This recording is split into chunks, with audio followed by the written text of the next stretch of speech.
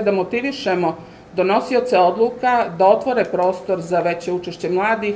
Ovo je dio projekta koji je krucijalan zato što naravno niti mi kao organizacije sama pa ni mreža omladinskih fondova sama ne može postići mnogo ili bar ne čitav cilj da ispuni ukoliko ne bude saradnje sa institucijama, sa donosiocima odluka. S tim u vezi naša prva adresa je Uprava za mlade i sport. Dalje cilj je da animiramo mlade ljude da se aktivnije uključu u donošenje odluka u političkom, ekonomskom i društvenom životu i da tako utiču na kretanje omladinskih javnih politika.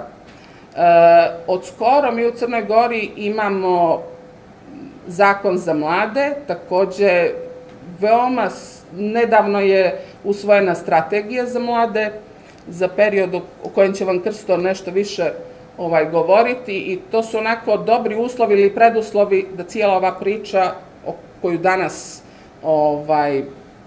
kojoj danas govorimo zaista zaživi na pravi način i da bude potpomognuta i sa tog zakonskog nivoa i okvira. I jedan od ciljeva je i stvoriti mrežu omladinskih organizacija iz ovih 5 zemalja koje će aktivno pratiti položaj mladih, mjeriti stepen njihovog učešća i voditi kampanje javnog zagovaranja za promjene omladinskih politika po mjeri mladih.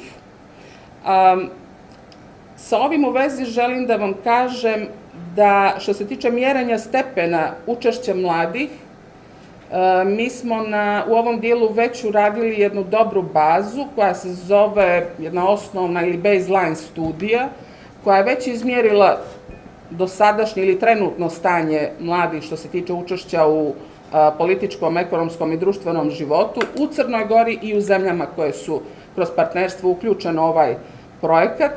I o rezultatima te studije, prije svega za Crnu Goru, ali nešto iz regiona će vam govoriti koleginica Aleksandra Gligorović.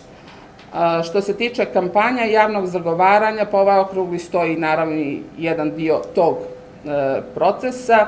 I što se tiče ovog poslednjeg dijela ove rečenice da se rade omladinske politike po mjeri mladih, mislim da se na tome već radilo time što su mladi vjerovatno najviše aktivni mladi. Mladi su koji su već aktivni pri nevladinim organizacijama za mlade, organizacijama koje vode mladi, političkim partijama, sindikatima. Dakle, već aktivni mladi su bili uključeni kako u donošenje zakona o mladima, tako i nove strategije i prosto to je nešto, to je jedna pozitivna praksa koju dalje treba pojačavati i uključivati nove mlade.